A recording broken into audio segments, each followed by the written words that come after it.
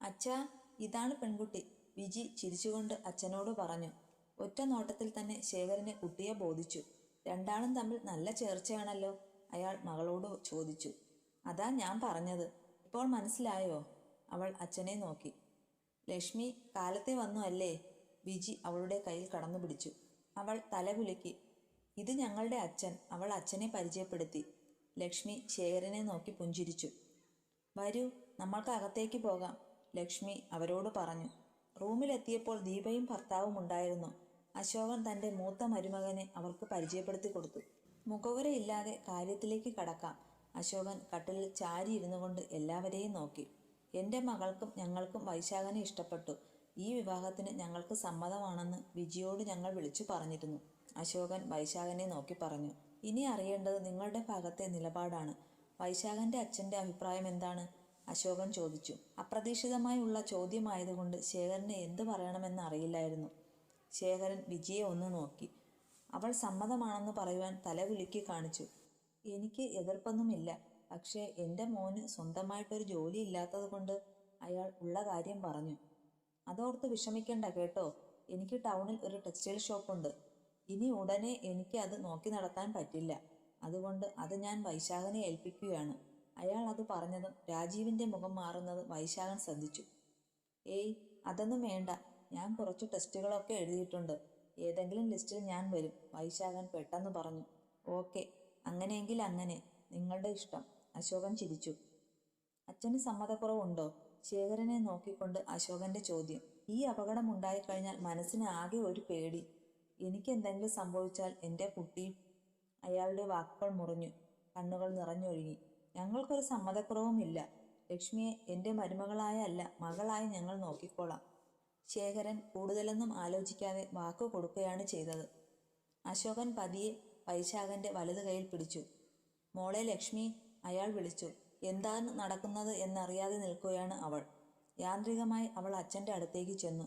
അച്ഛനോട് എതിർത്ത് സംസാരിക്കാൻ അവൾക്ക് മനസ്സ് വന്നില്ല. അവളുടെ കൈയും വൈശാഖന്റെ കൈയും കൂടി അയാൾ കൂട്ടിച്ചേർത്തു. എനിക്കിനി മരിച്ചാലും വേണ്ടില്ല, അയാൾ പറഞ്ഞു. കുറച്ചു സമയം കൂടി സംസാരിച്ചിരുന്നിട്ട് വിജിയും അച്ഛനും കൂടി എഴുന്നേറ്റു. ഇനി നമുക്ക് മടങ്ങാമല്ലേ? ശേഖരൻ മകളോട് ചോദിച്ചു. അവൾ പുഞ്ചിരിച്ചുകൊണ്ട് തലയാട്ടി. വൈശാഖൻ ഒന്ന് പാളി നോക്കിയപ്പോൾ ലക്ഷ്മി എന്തൊക്കെയോ ആലോചിച്ചു കൊണ്ടിരിക്കുന്നതാണ് കണ്ടത്. അവൻ ആരും കാണാതെ ഒന്ന് ഊറിച്ചിരിച്ചു. മടങ്ങാൻ നേരം വൈശാഖൻ ലക്ഷ്മിയെ നോക്കി ചിരിച്ചു. പന്തിപ്പോൾ എൻ്റെ കോർട്ടിലാണ്, അവൻ പിറുപിറുത്തു. എൻ്റെ ദൈവമേ, ഇതെന്തൊക്കെയാണ് ഈ കേൾക്കുന്നത്? സുമിത്രയ്ക്കും മക്കൾക്കും സന്തോഷം അടക്കാൻ കഴിഞ്ഞില്ല. ഇനി 2 മാസം കൂടിയേ കഷ്ടിയുള്ളൂ വിവാഹത്തിന്. അനുജത്തിമാർ 2 പേരും കൂടി വലിയേട്ടനെ വളഞ്ഞു. എന്ത് ഡ്രസ്സാണ് ഇടേണ്ടത്? അതാണ് അവരുടെ ചിന്ത. എന്തായാലും കുഴപ്പമില്ല, അച്ഛനോട് പറഞ്ഞാൽ മതി എന്നായി വൈശാഖൻ. ഏട്ടൻ ഇപ്പോൾ തുണിക്കട സ്വന്തമായിട്ടില്ലേ? പിന്നെന്താ? വീണ ചോദിച്ചു. ഇരുന്നിട്ട് കാൽ നീട്ടാം എന്നവൻ മറുപടി നൽകി. എന്നാലും അച്ഛൻ്റെ മനസ്സ് ഇത്ര പെട്ടെന്ന് മാറണമെങ്കിൽ ആ പെൺകുട്ടി എത്ര സുന്ദരിയായിരിക്കും എന്നാണ് ഉണ്ണിമോളുടെ ആലോചന. മഴ വരുന്നു, വേഗം പൂവാലിക്ക് ഇത്തിരി വൈക്കോൽ ഇട്ട് കൊടുക്കടി, സുമിത്ര വിളിച്ചു പറഞ്ഞപ്പോൾ ഉണ്ണിമോൾ തൊഴുത്തിലേക്ക് ഓടി. വിജിയുടെ സ്വർണം കൂടി മേടിക്കാതെ പറ്റില്ല, അത്താഴം കഴിച്ചുകൊണ്ടിരുന്നപ്പോൾ ശേഖരൻ അഭിപ്രായപ്പെട്ടു. ഉറക്കം വരാതെ കിടക്കുകയാണ് വൈശാഖൻ. ലക്ഷ്മിയുടെ കൈകളിൽ തൻ്റെ കൈ ചേർത്ത് വെച്ചതാണ് അവൻ്റെ മനസ്സ് നിറയെ. ഒരു പൂവ് പോലെ മൃദുലമാണ് അവളുടെ കൈകളെന്ന് അവൻ ഓർത്തു. സോ സ്വീറ്റ് മൈ ഡിയർ, അവൻ ചിരിച്ചു. എന്തായാലും അവൾക്കിനി മറുത്തൊരു അഭിപ്രായം പറയുവാൻ സാധിക്കുകയില്ല എന്നവൻ അറിയാമായിരുന്നു. കാരണം അവളുടെ അച്ഛൻ്റെ സ്റ്റേജ് അതാണിപ്പോൾ. അവൻ കട്ടിലിൽ ചരിഞ്ഞു കിടന്നു. 2 മാസം കൂടി കഴിഞ്ഞാൽ തൻ്റെ അരികിൽ ലക്ഷ്മി കാണും, അവൻ ഓർത്തു. ഈ സമയം ലക്ഷ്മിയുടെ മാനസികാവസ്ഥ വേറൊരു തരത്തിലായിരുന്നു. അച്ഛനോട് ഇതുവരെ എതിർപ്പ് പറഞ്ഞിട്ടില്ല. അതുകൊണ്ടാണ് അവൾക്ക് ഇന്ന് ഒരു കാര്യം പോലും അച്ഛനോട് പറയാൻ സാധിക്കാഞ്ഞത്. ഇനി എന്തു ചെയ്യും എന്നവൾ ഓർത്തു. അച്ഛനെ വിഷമിപ്പിക്കാൻ പറ്റുകയില്ല.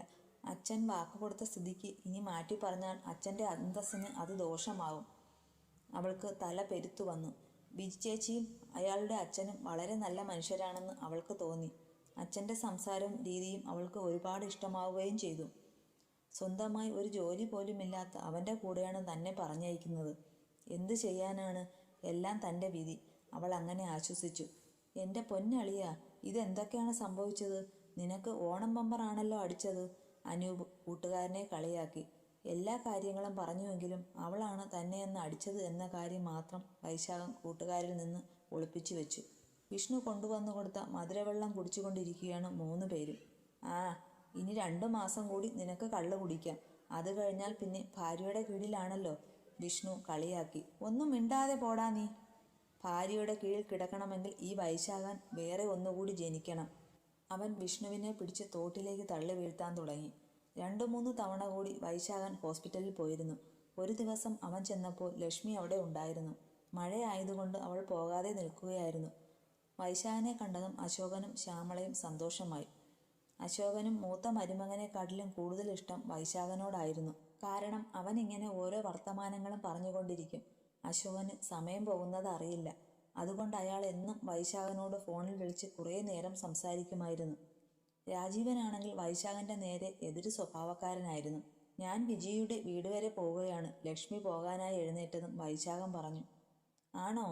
എങ്കിൽ മോള് വൈശാഖന്റെ കൂടെ ബൈക്കിൽ പൊയ്ക്കോ, അശോകൻ പറഞ്ഞു. പക്ഷേ അവൾ അതിന് സമ്മതിച്ചില്ല. വേണ്ടച്ചാ, ഞാൻ ബസ്സിൽ പൊയ്ക്കോളാം, ലക്ഷ്മി പറഞ്ഞു. വൈശാഖൻ ഉള്ളപ്പോൾ നീ ബസ്സിൽ പോകേണ്ട. ചേച്ചിയുടെ വീട്ടിലേക്കല്ലേ വൈശാഖൻ പോകുന്നത്. നിന്നെ അവിടെ വൈശാഖ് ഡ്രോപ്പ് ചെയ്യും, അശോകൻ പറഞ്ഞപ്പോൾ ശ്യാമളയും അത് ശരിയാണെന്ന് പറഞ്ഞു. ഒടുവിൽ അവർ 2 ആളും കൂടി പോകാനായി എഴുന്നേറ്റു. ലക്ഷ്മി അവൻ്റെ ദേഹത്ത് മുട്ടാതെ ബൈക്കിലിരുന്നു. അവൻ വണ്ടി മുന്നോട്ടെടുത്തു പോയി. ഇടയ്ക്ക് 1-2 തവണ അവൻ അറിഞ്ഞുകൊണ്ട് ബ്രേക്കിൽ ചവിട്ടി. താൻ വലിയ അഹങ്കാരം കാണിച്ചാലുണ്ടല്ലോ, ഞാൻ ഈ ബൈക്കിൽ നിന്ന് ചാടും കേട്ടോ, അവൾ ഭീഷണിപ്പെടുത്തി. അയ്യോ, ചതിക്കല്ലേ പെങ്ങളെ. സോറി പെണ്ണുമ്പിള്ളേ, അവൻ ചിരിച്ചു. തനിക്ക് ഐസ്ക്രീം, ജ്യൂസ് അങ്ങനെ എന്തെങ്കിലും വേണോ, ഇടയ്ക്ക് അവൻ ചോദിച്ചു. വേണ്ട, അവൾ ദേഷ്യത്തിൽ മറുപടി നൽകി. 1-2 മഴത്തുള്ളികൾ അവരുടെ മുഖത്തേക്ക് വീണു. എടോ, മഴ പെയ്യുമെന്ന് തോന്നുന്നു, വൈശാഖൻ പറഞ്ഞു. എവിടെയെങ്കിലും കയറി നിൽക്കണോ, അവൻ ചോദിച്ചു. താൻ വേഗം വണ്ടി വിടാൻ നോക്ക്, അവൾ പറഞ്ഞു. അല്ല, എനിക്ക് പ്രശ്നമൊന്നുമില്ല. എൻ്റെ പെണ്ണിൻ്റെ കൂടെ മഴ നനഞ്ഞ് വണ്ടി ഓടിച്ചു പോകുന്നതൊക്കെ ഞാൻ സ്വപ്നം കാണാറുണ്ട് ഇടയ്ക്കൊക്കെ. ആ, താൻ എന്തെങ്കിലും കാണ്. എനിക്കിപ്പോൾ തന്നോട് കിന്നരിക്കാൻ സമയമില്ല. ഓ എൻ്റെ ലക്ഷ്മിക്കുട്ടി, നീ ഇങ്ങനെ വയലൻ്റ് ആവാതെ. ചേട്ടൻ എത്ര സോഫ്റ്റായിട്ടാണ് നിന്നോട് പെരുമാറുന്നത്. നിങ്ങളോട് സംസാരിക്കാൻ ഞാനില്ല, എന്നെ വേഗം വീട്ടിലെത്തിക്ക്, അവൾ അതും പറഞ്ഞ് ധൃതി കാട്ടി. ഒരു തരത്തിൽ ലക്ഷ്മിയുടെ വീടെത്തി.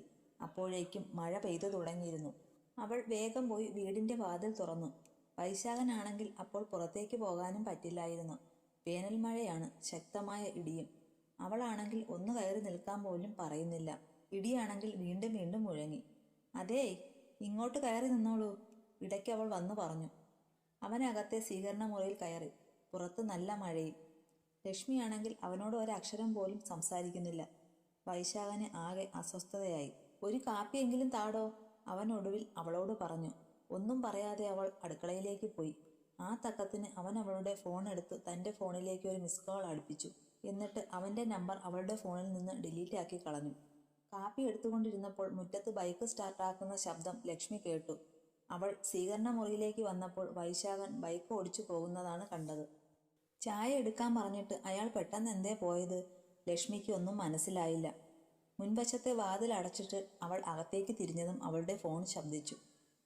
പരിചയമില്ലാത്ത നമ്പറാണല്ലോ എന്ന് ഓർത്തുകൊണ്ട് അവൾ ഫോൺ എടുത്തു കാതിലേക്ക് വെച്ചു. ഹലോ, ലക്ഷ്മി അല്ലേ?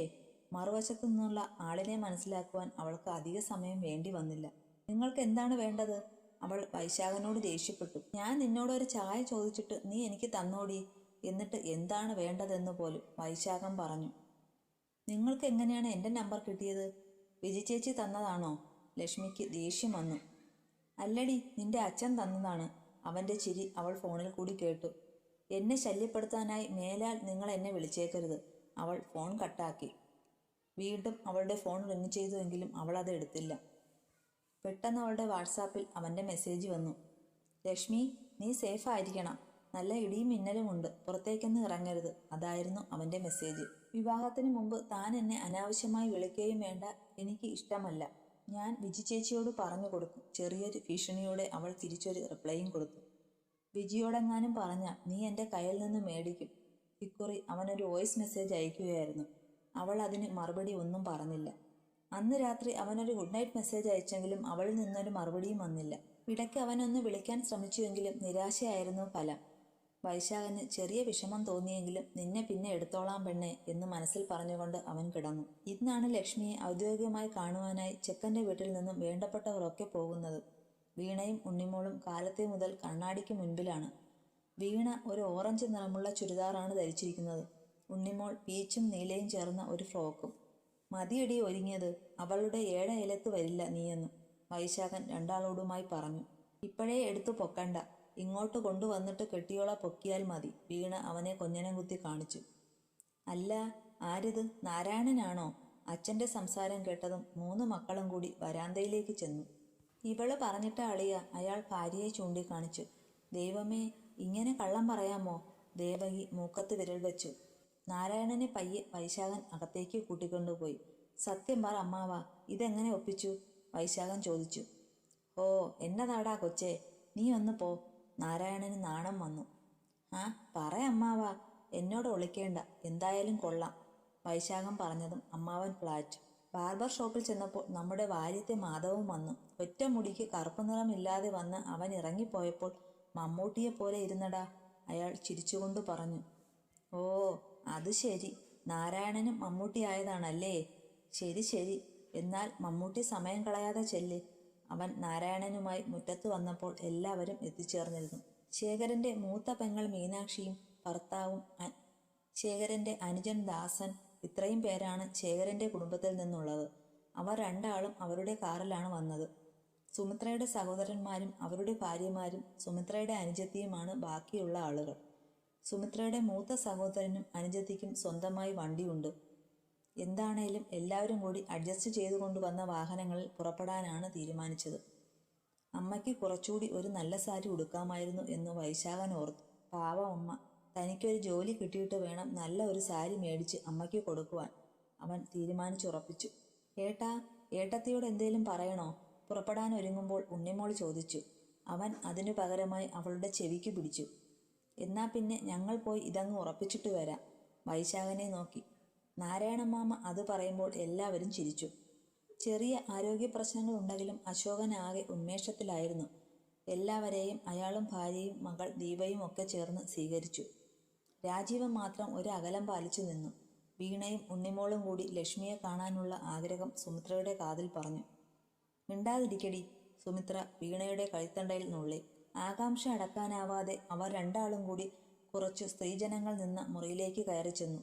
മഞ്ഞ നിറമുള്ള ഒരു ചുരിദാറാണ് വേഷം. മോളെ ലക്ഷ്മി, നിന്നെ കാണാനായി വന്നത് ആരാണെന്ന് നോക്കിക്കേ. ഏതോ ഒരു സ്ത്രീ ശബ്ദം കേട്ടപ്പോൾ അവൾ പിന്തിരിഞ്ഞു. വീണയും ഉണ്ണിമോളും കണ്ണിമയ്ക്കാതെ നോക്കി നിന്നു. നല്ല സുന്ദരി പെണ്ണ്, ഏട്ടന് നന്നായി ചേരും, വീണ ഓർത്തു. അപ്പോഴേക്കും ദീപ സുമിത്രയെയും കൂട്ടി അവിടേക്ക് വന്നു. ഇതാണ് അമ്മ, ദീപ പറഞ്ഞു. ലക്ഷ്മി അവർക്കരികിലേക്ക് നടന്നു വന്നു. ഹായ്, അവൾ വീണയെയും ഉണ്ണിമോളെയും നോക്കി പറഞ്ഞു. അവർ രണ്ടാളും ചിരിച്ചു. സുമിത്രയും അവളെ നോക്കി നിൽക്കുകയാണ്. ശേഖരേട്ടൻ വെറുതെ അല്ല വാക്കു പറഞ്ഞു പോന്നത്, അവർ ഓർത്തു. ഒരുപാട് പ്രായമൊന്നുമില്ല എന്ന് ഒറ്റ നോട്ടത്തിൽ അറിയാൻ. വരൂ, അവിടെ എല്ലാവരും വെയിറ്റ് ചെയ്യുകയാണ്, ദീപ ലക്ഷ്മിയുടെ കൈത്തണ്ടയിൽ പിടിച്ചുകൊണ്ട് പറഞ്ഞു.